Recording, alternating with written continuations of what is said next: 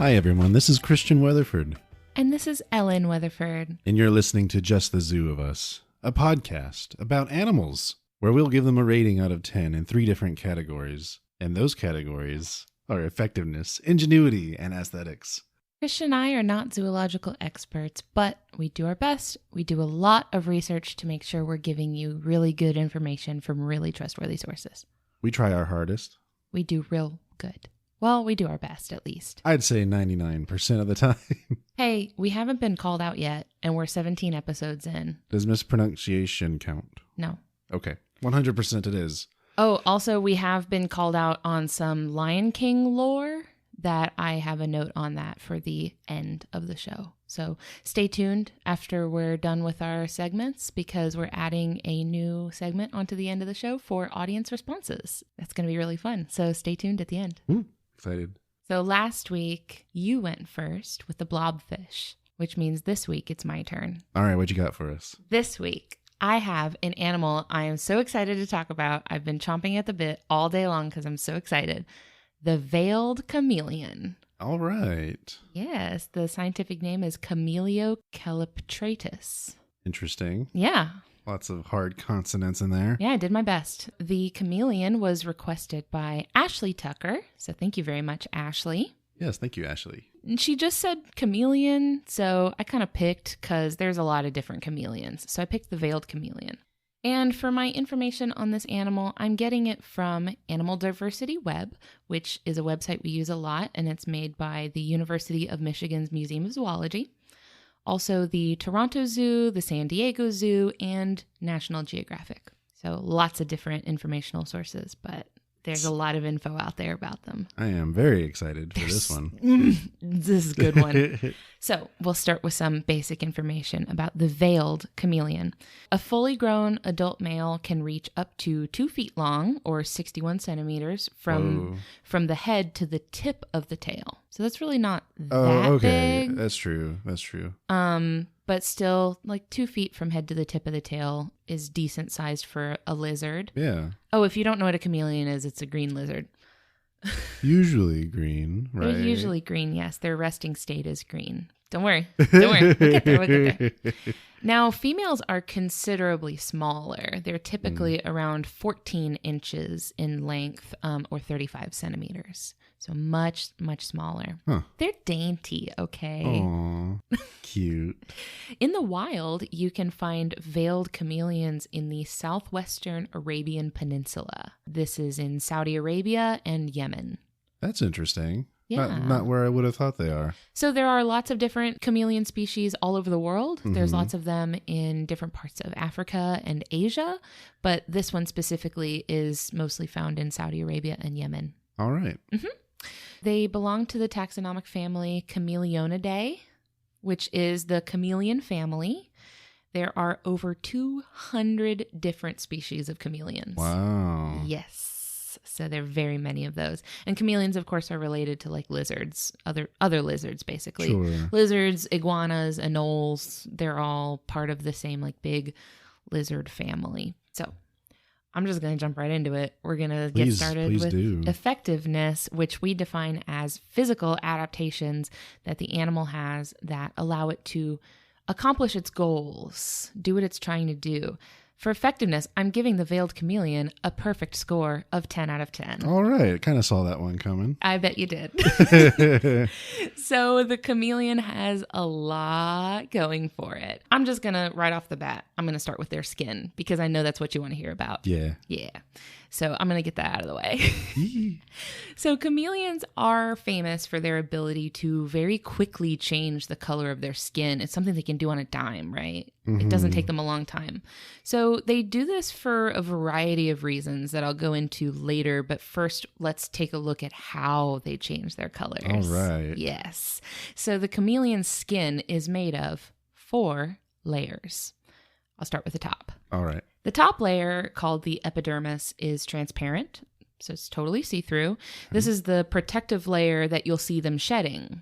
So when you see them kind of get like a pale, dull color, and then their skin peels off and they leave skin behind, that's the epidermis. Huh. So they shed it and grow it back throughout their life. Happens all the time, not a big deal.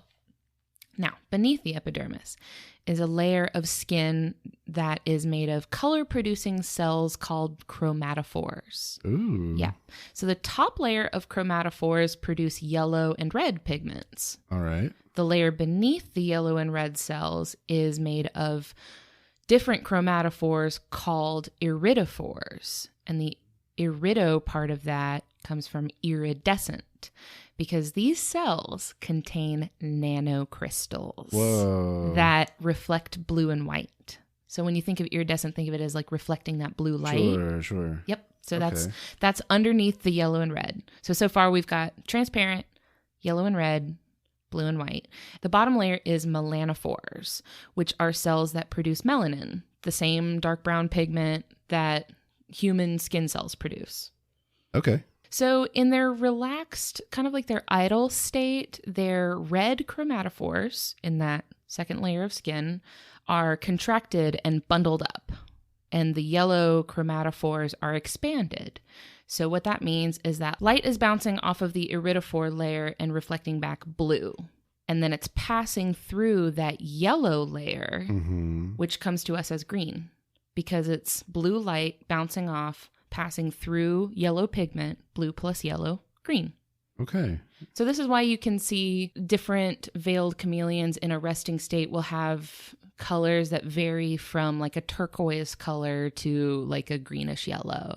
Yeah. So it's just how much light is basically being reflected through that layer. Interesting. Yep. So that's why they're naturally green. This gives them a passive camouflage because they are arboreal. They live amongst a lot of foliage. Having a green color helps them blend in. However, when they're stressed or agitated or threatened, the chromatophores in their skin expand and contract in different arrangements. So maybe the yellow cells will contract and the red cells will expand, causing the light to pass through more red and making the light turn more red. Or the melanophores will expand and the color will get much darker because it's adding that dark brown pigment. Okay, that makes sense. Yeah. So it's basically a huge network of colorful cells that are expanding and contracting in different arrangements that mix the color of the light differently that's reflecting off of their skin. I'm no expert in color theory, but it sounds like with the colors we're working with here, maybe not every color could be achieved by the chameleon. Some chameleons have much more colorful potential than others. So the veiled chameleon in particular only really has the capability to produce from like a dark green up to maybe like an orange. Okay. You're not going to have that like rainbow effect. Okay. You're really going to see from like dark green up to orange, and that's really about it. Veiled chameleons at least can't really produce every color. Now, when you get into some other species of chameleons, they have some real stunners. Like the panther chameleon can kind of make the whole rainbow. Interesting. Yep. So, but the veiled chameleon does make a lot of different colors and in different patterns. It's not like all of their skin is turning one color. Gotcha. They do it in patterns. So they might have like dark green stripes with yellow spots. Or like orange splotches or something like that. They might normally look like a solid green, but then they get agitated and all of a sudden they have stripes and spots. Okay, cool. Yeah. I'm just now realizing maybe I made you talk about some of your aesthetic points. Oh, I mean, don't worry. It's okay. I have a lot to talk about for effectiveness. I already thought that was going to be my long segment, so it's okay. We might have to blow through aesthetics, but it's okay. Yeah, so that's how they change colors. Now, there is a misconception that chameleons change their color to match their surroundings. Right. Not true. That's not why they do that. So, this isn't true because, for example, they won't like turn brown because they're sitting on a log. They may be brown while they're on a log, but they won't just be green, step on a log, now they're brown to blend in with the log. Dr. Doolittle lied to me. Yeah, so like that's not why they do that. What the purpose that the color change really serves is more to do with their emotional state. So their color, they use it to communicate what they're thinking or feeling to other chameleons. So it could reflect their stress levels or their comfort levels or whether they are ready to mate. something that's interesting is that chameleons will display darker colors in just their idle state when the temperature gets low. So people that have chameleons in captivity will know if their habitat is too cold because their chameleon turns like very dark green. They're like little temperature indicators. Yeah. Well, it makes sense because darker colors allow them to absorb more heat. Sure. So they will like adjust their body color to adapt to their temperature. Huh. Yep. Females will use colorful displays to indicate both when they're receptive to mating as well as when they are not receptive to mating. So if a male tries to holla at a female chameleon and she don't want none, she will give him their typical like threatening display. So like when chameleons are like about to fight, like they're going to throw down. So they turn like really, really dark and they have these bright, high contrasting patterns. So they'll have like orange stripes or bright yellow spots or like even like black like markings on them and stuff. Very like high contrasting stuff. So she'll do that to signal to the male like, nuh-uh, not tonight. Cool, no, cool. sir. and you know, he'll see that and he'll back off. So That's neat. yeah, males also will do that to each other. Male veiled chameleons don't want anything to do with each other. You cannot house them together. They cannot share space. They will just immediately fight. Wow. Yeah, they don't like each other. Huh. Yep. So that's what I had on their skin. It's pretty interesting. The next really cool thing about these veiled chameleons is their tongue. Right. It's really cool. So the veiled chameleon hunts. It's an ambush predator. So it hunts by remaining completely motionless until their prey gets close enough for them to catch. Now, their body is very slow. Their legs don't move real good. They're very, very slow. So they definitely couldn't catch like fast moving prey like insects or something with their mouth just by like lunging at it like maybe other lizards do. Sure. So instead, they use their projectile tongue, which in my opinion is a biomechanical masterpiece. This is so cool. Their tongue can be up to twice as long as their entire body. Whoa. And they can send it flying, accelerating from 0 to 60 miles per hour or 97 kilometers per hour in 1/100th of a second. That's frightening. Yes, lightning speed, blink of an eye. That is according to National Geographic, by the way. That's where I got that specific number from. Okay. So the way that they do this is they have a bunch of springy muscles inside of their tongue, and they contract all of those springy muscles, build up a lot of tension, and then release it all at once. And this fires the tongue forward like a crossbow. Oh, geez. Yes. This reminds me of how we talked about the goblin shark, how they fire the whole entire face forward, Yeah. but this is just the tongue. They've kind of optimized that. Huh. So Yeah. I wonder if there's that, like the goblin shark, I wonder if when the chameleon's tongue is in its mouth, it's always having to hold it with tension. I would imagine not. They Yeah. well, they probably have it like coiled up in their like neck. One would have to assume. Yeah, I guess so.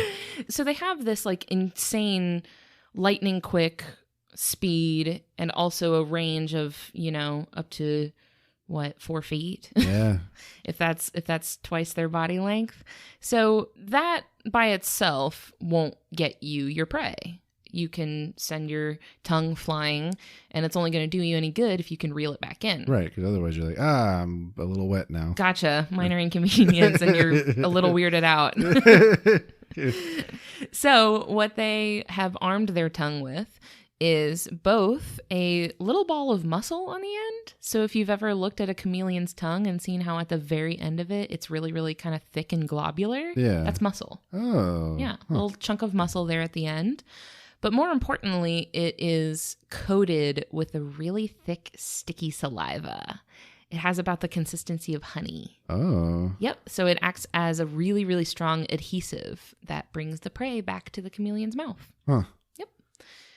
So the range, the speed, and the strength of the tongue allow them to catch prey in the blink of an eye without having to move and give away their body position. Pretty ideal. Yeah, right? Because they're very, very slow. So, like, if you run from them, they're done. They cannot chase you. End of chase scene. Yeah, so they really have to be as stealthy as they can. This is kind of like the sloth that we just talked about in the last episode. We talked about how the sloth moves very slowly so that it can maintain its camouflage. This is the exact same thing. It moves very slowly. Yep. So the next thing I want to talk about is their funky eyes. Ooh. Yeah, you know how chameleons have those really weird eyes? Yeah. Yeah, if you've never looked too closely at a chameleon's eyes, they are shaped like cones. They're conical in shape. And actually, most of their eyes are just eyelid, and they only have a very, very teeny tiny opening at the tip of the cone. And that's the only place where their eyeball is exposed, is this tiny little pinpoint opening at the sort of apex of their cone. And what I think is kind of funny is that people refer to these eye structures as turrets. That's not a joke. That's not a joke. That's what people call them. They call them turrets. It's very funny. Yes, that's very funny to us because we play a lot of video games. Yeah. So like when we hear a turret, we think of like a little combat structure that shoots bullets at things, which then makes me think of a chameleon running around with just little bullets firing out of its eyes, and like its eyes are pointing in all these different directions, so there's just like pew pew pew all over the jungle. Anyway, their eyes can move in pretty much any direction, and each eye can move as well as focus independently of each other. Wow. Yeah. So they can look in two completely opposite directions and focus on each opposite direction at the exact same time. Can't even imagine that. It's so cool, isn't it? Yeah. Yeah. So what this allows them to do is have depth perception without having to move their head, because they can focus on two different points. Okay. Yeah. They can move their eyes independently of each other, but when they're focusing on something in particular, like maybe they've spotted a prey that they want to catch, Sure. they lock both eyes onto it. So they have that kind of stereoscopic vision that allows them to judge the distance, which they need. They need to know that distance precisely so that they know how far to fire their tongue. Okay. Yep. The next thing I want to talk about for their effectiveness is this structure on top of their head. They have this really tall crest on top of their head that is kind of the identifying characteristic of the veiled chameleon as opposed to, say, the panther or the Jackson's chameleon. The veiled chameleon has this very, very tall helmet-like structure on the top of its head. And this is called a casque. Casque, a casque. Oh, okay. Yes. This actually serves a couple of purposes. The first one is making themselves look bigger to intimidate either predators or other males, because this casque is very, very large and pronounced in males, but females don't really have much of one. They have one, but it's kind of little. Okay. It's not so tall. But in males, it's very, very tall and impressive. So it either helps them look bigger to intimidate people. To the ladies, it looks pretty good. It's a factor in attracting females. So the larger the casque, you know. It's like a fancy hat. Yeah, you know the ladies like a big hat. Yep. Anyway. Oh, but the third function that the casque serves is that water slides down it. And so they can drink the water that slides down their head. I thought you were just going to say water slides, and that's it. I was like, that's awesome. I don't know who's using it, but cool. Yeah, you haven't heard that the Splash Park is installing some veiled chameleons so that we can just take a ride down those water slides? I guess my mind was more like, oh, I got a bug in my mouth. Hey, little buggy, get on my my little water slide here. Oh, like it's a trap. Yep. Oh, okay. And then when they're all happy and wet, munch. Perfect. It's water slides. It's the perfect plan. Anyway, no. Rather than gathering at the top of their head, water slides down the sloped edges of the cask so that they can, lick that water off of their head and get the water that they need. Oh, they thirst. Yes, very much so. Well, they do live in the Arabian Peninsula, and water isn't exactly super always readily available. There are like rainy seasons, but there are also dry seasons where there's very little water available. So that is really good for collecting like dew in the morning so they have enough water. Yeah. So the last thing I want to talk about for their effectiveness is their tail. Their tail is long and it is prehensile. They have complete control over their tail. Cool. It's really good at wrapping around branches so they can use it to hold onto a branch and steady themselves. It's really good for that. When they aren't using it to hold onto a branch or something, they keep it curled up underneath their body. So, I don't know. I think that's kind of cute. Okay, cool. But do they use it to hang from? I have that image in my head for some reason. I've never seen one do that.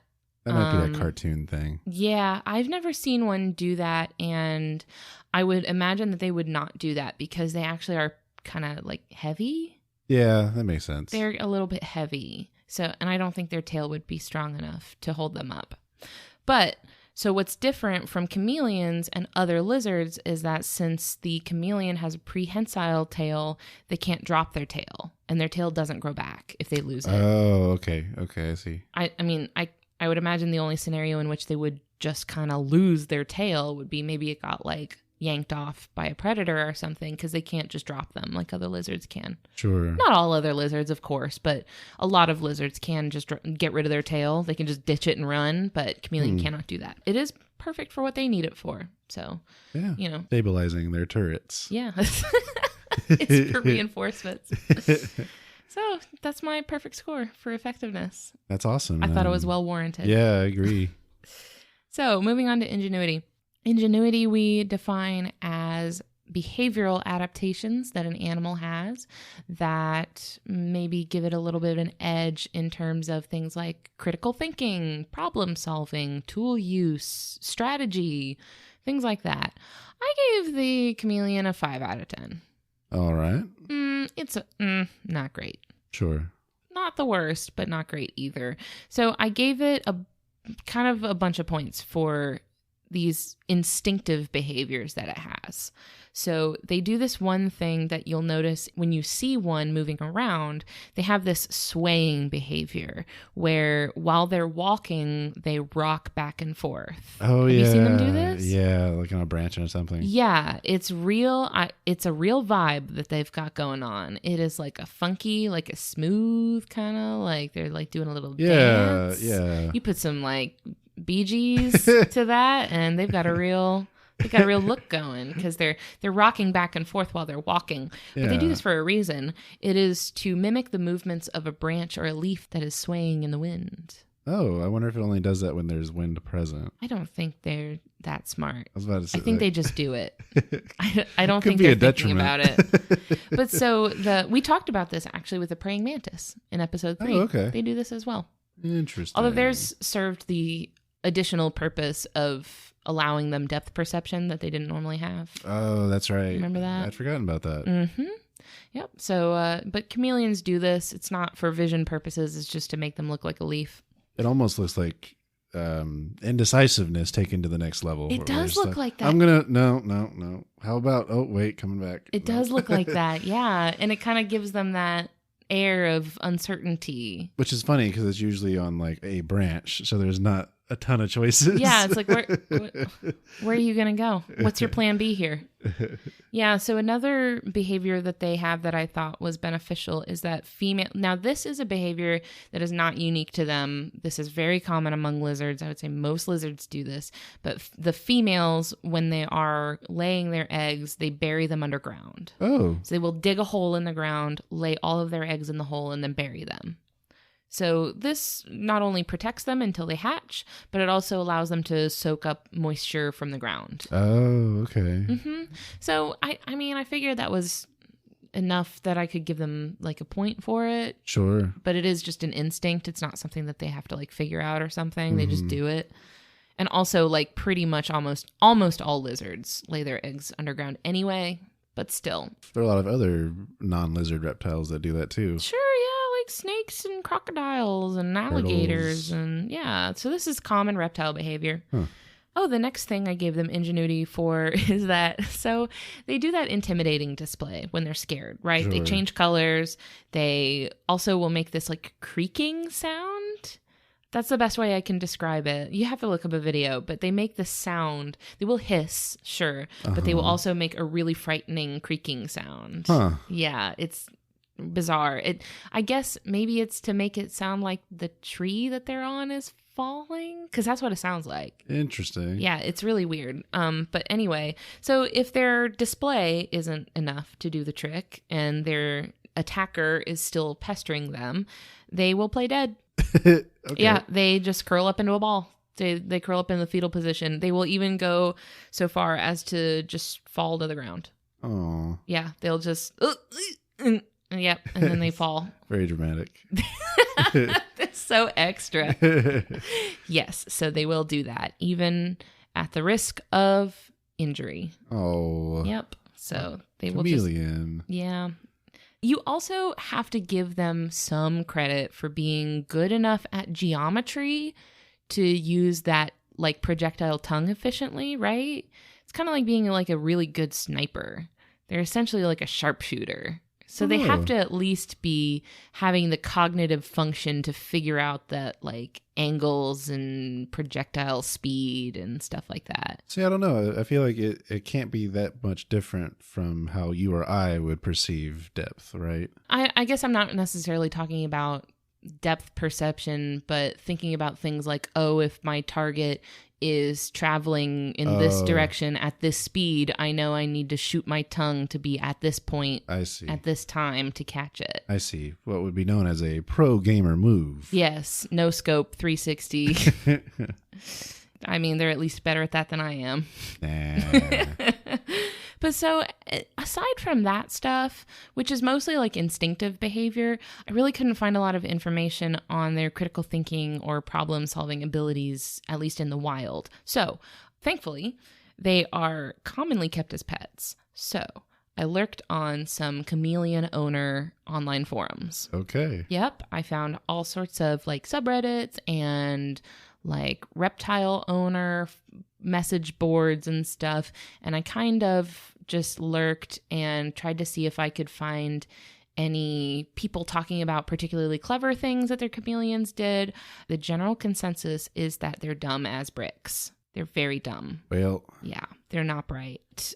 Now, just like any other animal, I suppose, some of them are a little brighter than others. So people will say that some of them can be trained to be more socialized with their caretakers. Like maybe they will, over time, gradually associate their caretaker with being fed, so they won't react hostilely to their caretaker.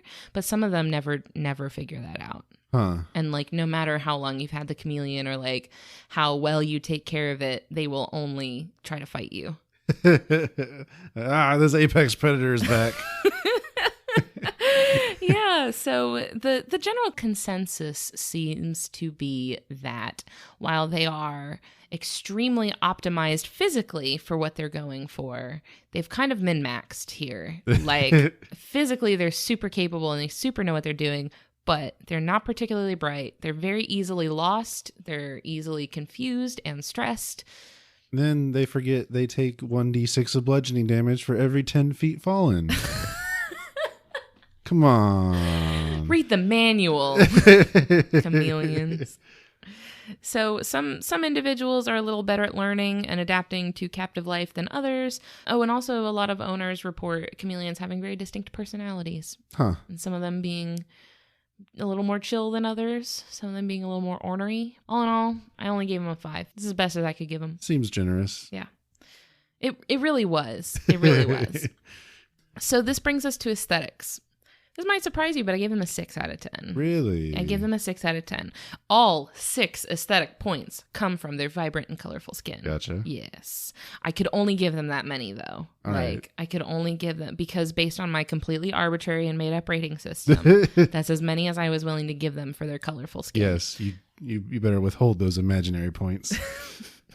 So the males are, of course, visually more impressive than the females. But overall, as far as chameleons go, this one, in my opinion, is not the prettiest. There are some other chameleons that kind of have a little bit more flair than this one. Mm-hmm. This one is a little bit more plain Jane. They can display some really bold and interesting patterns on their skin, like the dark brown stripes or bright yellow spots or whatever, but you're not going to get those really like deep reds or like crazy purples or something that you might see in other chameleon species. Sure. So this one is not the best.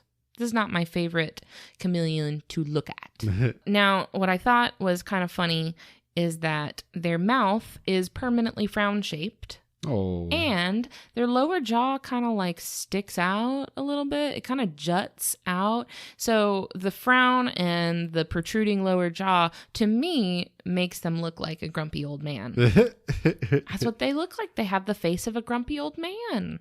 And they got that like wrinkly skin and stuff. Oh. Yeah, they don't look happy.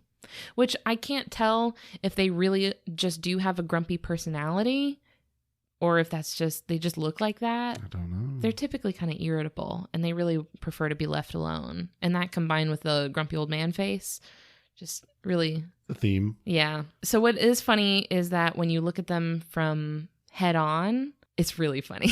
Why is that? It's when you look at them from because when you look at them from head on, their eyes are pointing in different directions. It's ridiculous. It's so silly. And if they both focus on you, you're about to get licked from 4 feet away.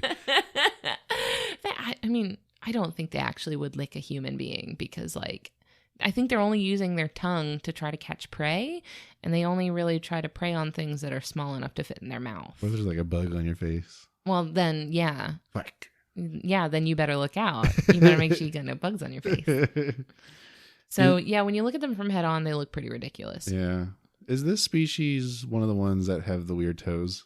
Yes. Okay. So what's interesting about I can't believe I didn't mention this earlier, but what's interesting about their feet is that when you look at them, they look like they have 2 toes. So each kind of toe is opposing the other one. So it's like they have one big fat toe on either side of their foot in kind of like a pincer shape. Sure. Sort of appendage. So they actually have 5 toes, but they're fused together in such a way where it looks like they only have 2. Okay. Yep. And this is so they can just kind of wrap them around branches. Yeah, they have these teeny, tiny little claws on them, but they're not going to do anything with them. That's just all there is to it. They're just little pads. Gotcha. Yeah.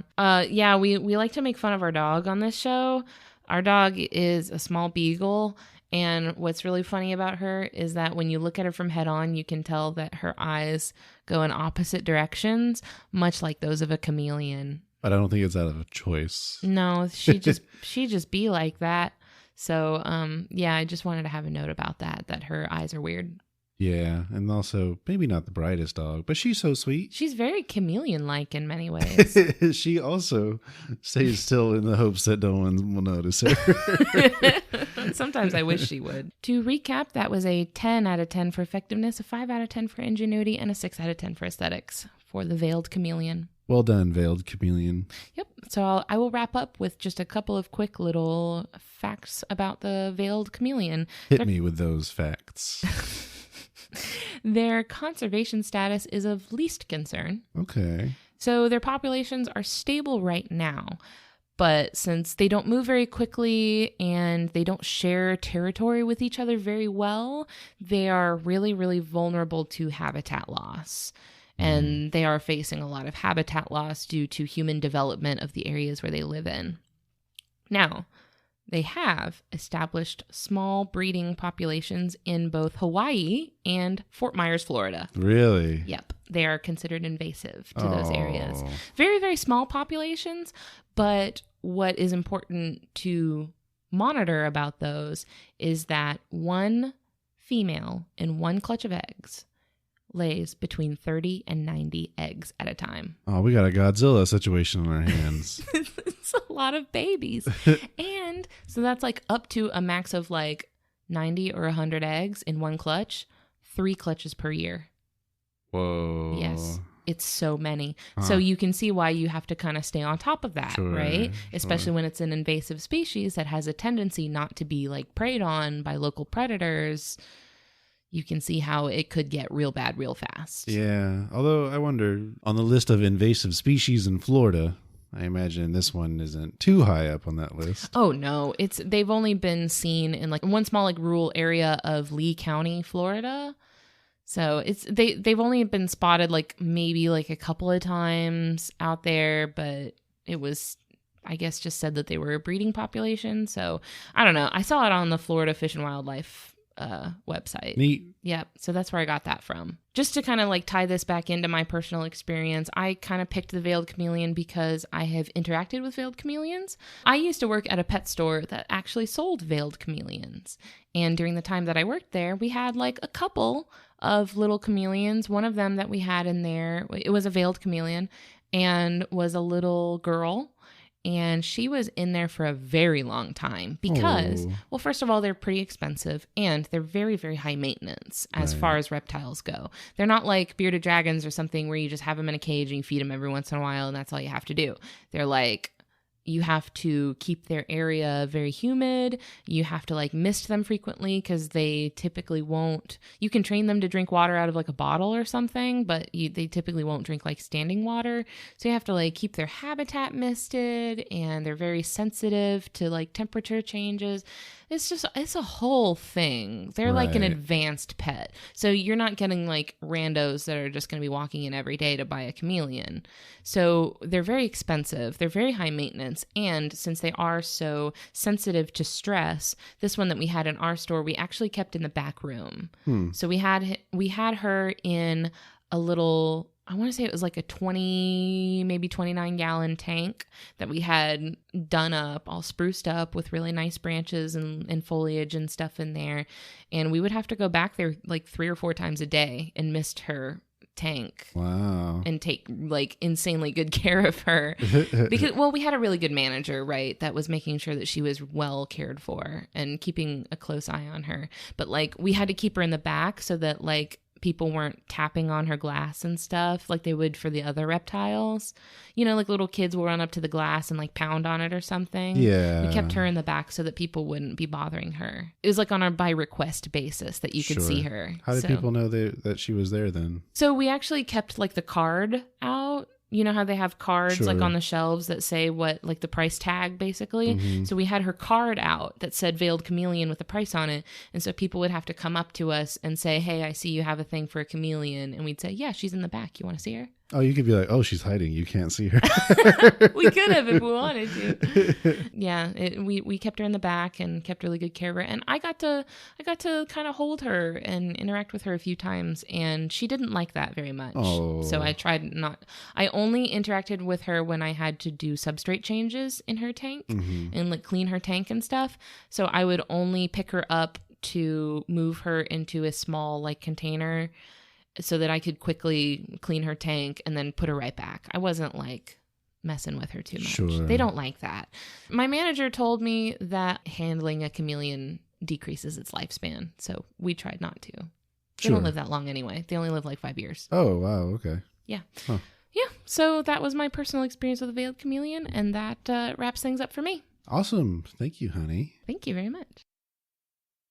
All right, my darling, what you got for us this week? For this week, I've got the Kea. A Kea. So this is a bird. Bird friend. Yes. Its scientific name is Nestor notabilis. This species was submitted by Dustin Barnett. Thank you, Dustin. This was also requested by our buddy Brad. Brad requested that we talk about some New Zealand birds because he is from New Zealand. Oh. Yeah, he's from the Fate of Ison podcast as well as the Adventures of Jeff and Simon. Well, cool. So thank you, Dustin, and thank you, Brad. Yep, thank you. And my information for this is coming from New Zealand Birds Online, which can be found at www.nzbirdsonline.org.nz, as well as Kea Conservation Trust at www.keaconservation.co.nz. So many dots. And then finally, I will also be referencing a YouTube video from BBC Earth. I will talk more about that later. Oh, okay. So, a little info about this fine bird. It is also known as the mountain parrot or the New Zealand mountain parrot. It is an olive green parrot with scarlet underwings and a slender gray-black bill. I like this color combo. It's very good. I like it personally. I like the green and red. Yeah. Its adult size is around 46 centimeters long, or about 18 inches. Males weigh 900 to 1,100 grams, or 32 to 39 ounces. And the females weigh 700 to 900 grams, or 25 to 32 ounces. Okay. So the females weigh less. Okay. Makes sense. Now, I know we talk about this a lot where, the male and female forms of an animal are different. I wasn't sure if we ever mentioned what the term for that is. But what we're talking about when we talk about that is that's when something is sexually dimorphic. So that means the different sexes will show different characteristics other than I'll say, the anatomy is specific to reproduction. So these little birds, as you can probably guess from the sources I just cited, are found from New Zealand, specifically the South Island. The South Island of New Zealand? Yes. Okay. Where it's very mountainous. Okay. I'm sorry, I know so little about New Zealand and its general topography. Same. Outside Is this near the Shire? I don't think so. This is probably where the mountain scenes were filmed. Oh, this is the Misty Mountains. Okay. All right, cool. Anyway. Am I allowed to say that? Okay, I'm sure all of our New Zealand listeners are tired of hearing about Lord of the Rings. They have unsubscribed right now. I'm going to continue on. Okay. So this is the only truly alpine parrot in the entire world. So meaning the only parrot found in mountains. Yeah. I guess you'd normally hear about parrots living in like jungles. Right. It belongs to the taxonomic family Strigopidae. Strigopidae. Yes. Cute. Other things in that family are other New Zealand birds. So the kaka or the kakapo. Other birds also found in New Zealand. Now, I'm just going to jump right into the scoring system. Excellent. For effectiveness, I'm giving this guy an 8 out of 10. That's pretty good. A very strong flyer. Ooh. Very good at flying. And the other big chunk is their diet. They are omnivorous. They eat plants, insects, grubs, and carrion.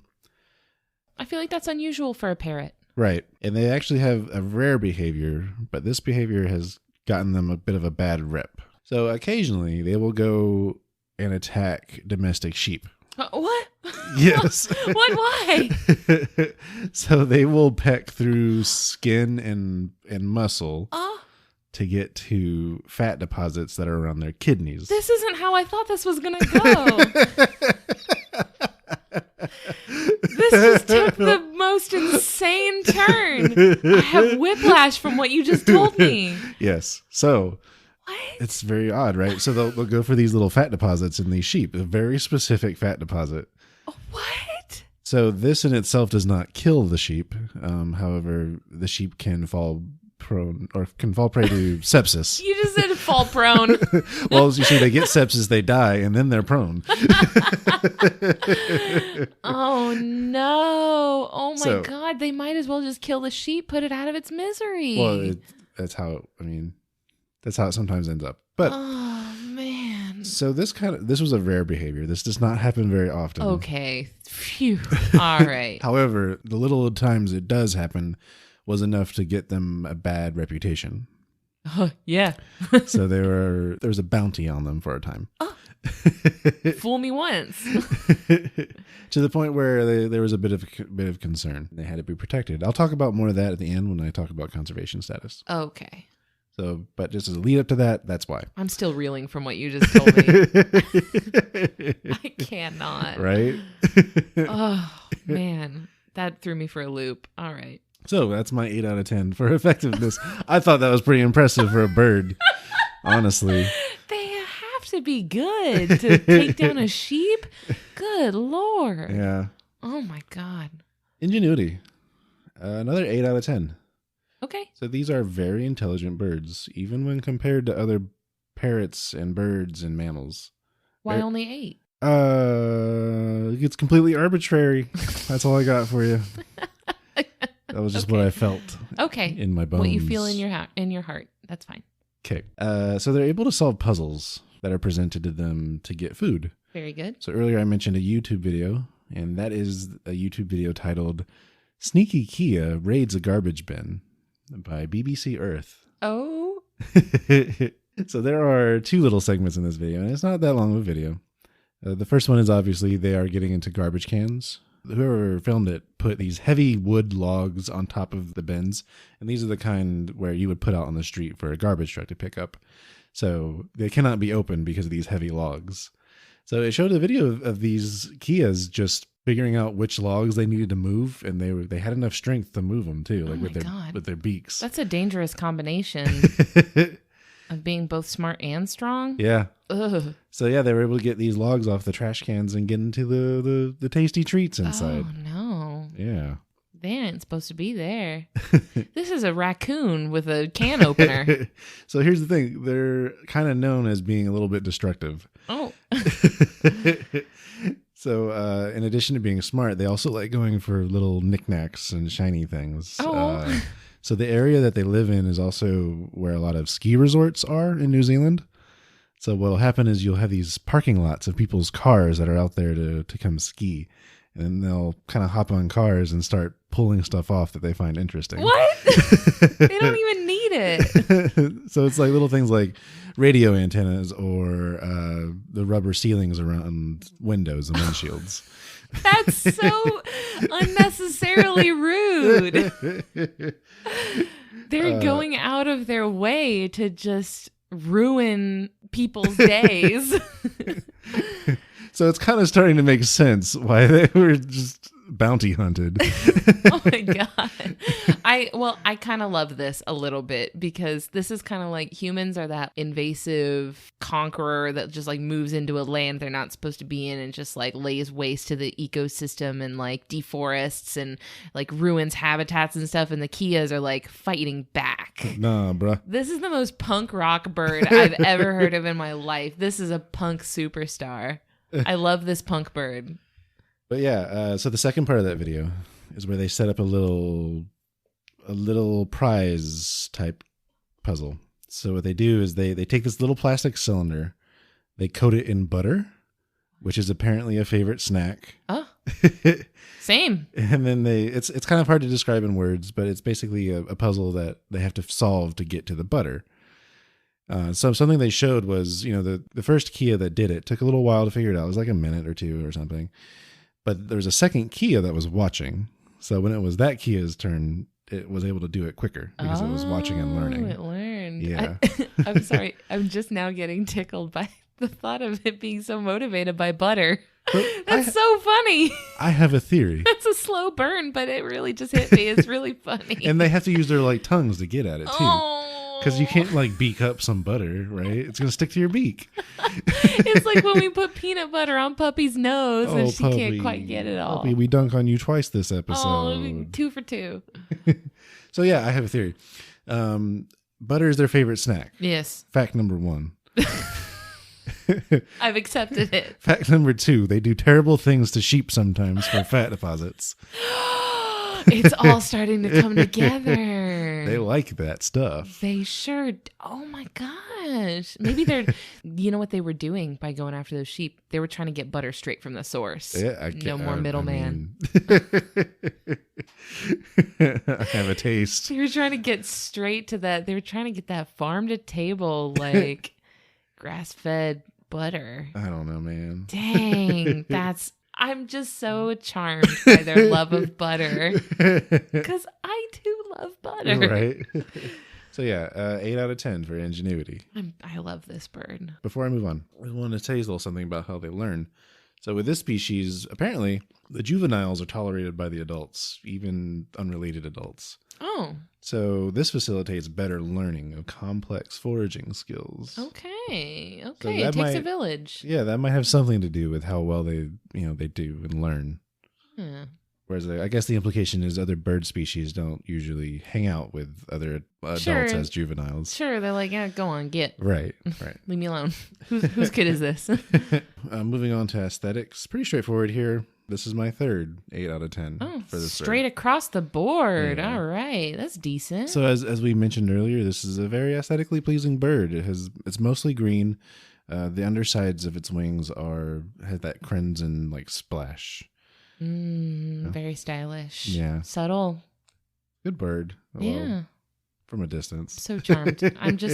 I'm so charmed by all the other things you told me about this bird. Surprising, right?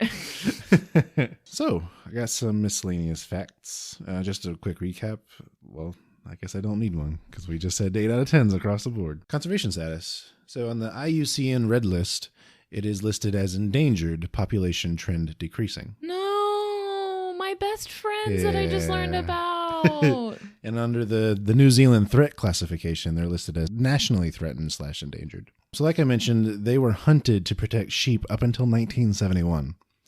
And then they were granted full protection in 1986. Okay, that's quite the turnaround. Yeah. Current threats include predation by introduced mammalian predators, as well as environmental lead. So like from paint. Oh. That sort of thing. Lead? Yes. What? Lead in paint. What does that have to do with the Keas, though? So I mentioned they're kind of destructive. Oh, no. So Oh, no. I think the problem is with ingestion. Oh, they're eating paint chips? Maybe they did deserve an 8 out of 10. No. That's my thought process, at least. I don't actually know specifically, like, how are they usually getting at lead.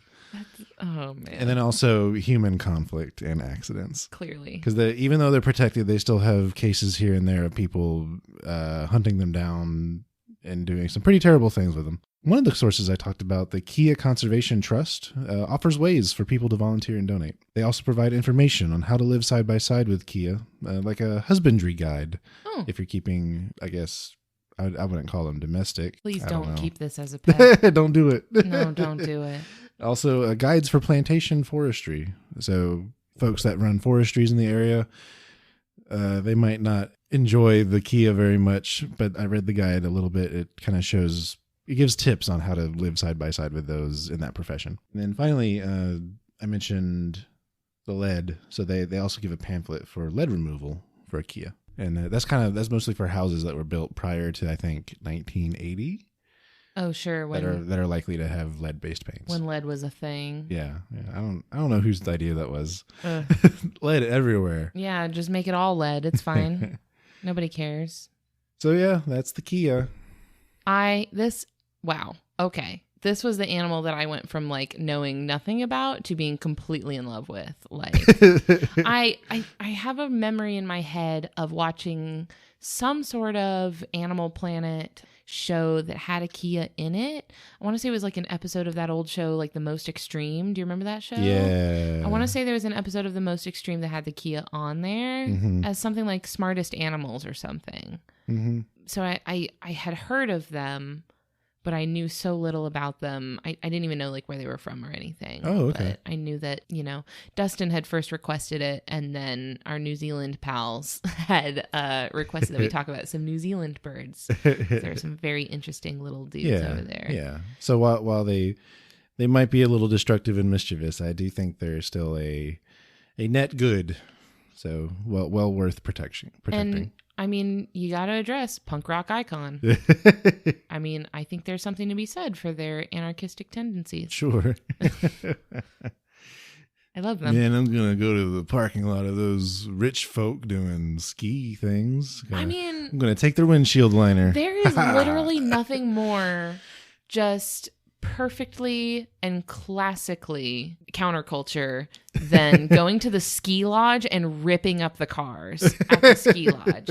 That is like straight out of some early 90s teen movie with like the misunderstood, troubled like street gang of kids that like want to go fight the power and like stick it to the man. So they go and rip windshield lining out of people's cars at the ski lodge. That's so funny. I love them and everything that they do. Interesting little dudes. Yeah, I stan the Kea. Best friend. All right, so as I mentioned at the top of the episode, we are adding in a new segment at the end of each episode because you guys, just absolutely wonderful audience, have been really reaching out to us and communicating a lot with us and letting us know what you think and giving us a lot of feedback and just being really, really cool. And we really like what you're saying, and we want you guys to feel like you are part of the show because you are. So I want to start incorporating some of the responses that you're giving us into our episode in this little segment that I'm sticking on to the end. I'm going to start with this message that I have received from multiple people. In episode 11, during the meerkat segment, I speculated on Timon's reasoning for being separated from his meerkat mob, suggesting that he was ousted for egregious war crimes. Now, it has since been brought to my attention that Timon's backstory is canonically addressed in The Lion King 1.5, a movie that I did not see. in which he first, at the beginning of, spoiler alert. He first causes some tunnel collapse issues, and then he fails at sentry duty, and he's too ashamed to return to his colony, so he leaves to make a new life for himself. So just clearing the air, Timon didn't canonically intentionally kill anybody. I'm just putting that out there to clear Timon's name. It's a tragedy. Yeah. This was brought to my attention specifically by Kyle Rauch, Leah Ludlam, and Nina Watson. And Nina Watson, by the way, in chatting about The Lion King today, had the following to say that I just really enjoyed, and I thought it was really funny. She said, I watched the first movie, meaning The Lion King, literally every single day for years. I would even roar at the parts where the lions did, and my mom had to take me to the doctor because my 5-year-old self made calluses in my tonsils. Oh, no. How on brand is that? That's so funny. I thought that was really funny. Just imagine a little 5-year-old girl just rawr, rawr, rawr, and then having to go to the doctor because she roared too much. And that conversation with the doctor had to have been precious. Like, how did this happen? And the mom's just like, she roared too much. So the next thing that I wanted to say was that we had some supplemental information given to us. So Kay from the podcast Tone Deaf, a theater nerd's guide for their spouse, wanted to share some extra fun facts with us about the Raven in response to the Raven segment in episode 13. Kay says, they are mostly monogamous and they tend to keep around at least one child to help raise the next batch of children. They also have family reunions of a sort and have been witnessed holding funerals. Yeah, they say, if I remember right, one person actually documented the calls of these birds and found that there were at least 40 different calls, and that ravens in different areas have different dialects. Interesting. And call differently to each other. Yep. So Kay recommends the book Mind of the Raven by Bernd Heinrich for more insight. Very cool. Mm-hmm. Last little note, I wanted to kind of end on this because I love it. Ashley Tucker, the same person who suggested the chameleon, said in response to the blobfish segment in episode 16, Ashley said, I am dying at how you slammed Mr. Blobby for his creative name when you have a dog named Puppy. Ah, dang. We've been the dunked on now. Dragged through the mud. We have been called out. Yes, our dog's name is Puppy. Listen, okay? I didn't name her, all right? It's not my fault. She's very dumb. I tried to give her a new name, and she's not a bright dog. I'm so sorry. That's okay. We love her. We do love our dog very much. So, yeah, those were some highlights from our audience responses that I wanted to share with you guys. I loved all of that. Yeah, it's really great. Y'all are the best. I love y'all so much. Y'all are so good. So on that note, I would really like to thank everybody who has been listening to the show, recommending us to your friends. Oh, and also rating and reviewing us on like iTunes and other podcatchers and stuff. We have some really, really sweet reviews on iTunes. They make me really happy to read them. So if you haven't yet, please make your way over to whatever podcast app you are using and drop us a review. I hope that we have earned a good review from you. So just let us know what you think. Yeah. Yeah. You can connect with us on Facebook, Twitter, Instagram, or on Discord. We have our own channel on the Podcast Junkie Discord server. You can find a link to that, I don't know, somewhere, I'm sure. Google it or whatever. I don't know. Podcast Junkie Discord server. Come hang out with us. We're on there all the time and it's lit. And we just basically talk about animals all day and it's great. Also, please, please, please, if you are on Facebook, please join the Just the Zoo of Us official friend squad group. I am so thrilled that y'all have liked the page, but using pages on Facebook is kind of frustrating. So we're using a group instead and it's lit. It's so good. It is. It's a great group and I'm so thrilled to be connecting with y'all on there. Also, I did put a call out this week for reptile specific requests because we had like no reptile requests and there were like 75 comments on that thread. So definitely get in that group and get your requests in there. Now we will never want for more reptiles. No, we have like 400 reptile requests now. It's great. Well, prior to that, we had like 3 and we had like 800 mammal requests. So, well, we could do a year of reptiles now if we want. Yeah, I like to mix things up. You know how I do. So anyway, on that note, if you have an animal species you want to hear us review, you can submit those to us either on social media or at our Gmail address, thezooofus@gmail.com. A transcript of this episode will be made available at justhezooofus.home.blog. And last note, want to thank Louis Zong for the use of his song Adventuring from his album B-Sides. It's our theme song. Yeah. Yeah, it is. I don't know. I was going somewhere with that, and I stopped. You lost your way. Dear future Ellen, I'm so sorry, but I hope you still love me. I do. I love you very much. You're talking through current Ellen. Oh no, it's the singularity. Oh no, I've collapsed the time-space continuum. All right. Podcast over. Bye. Bye, everyone.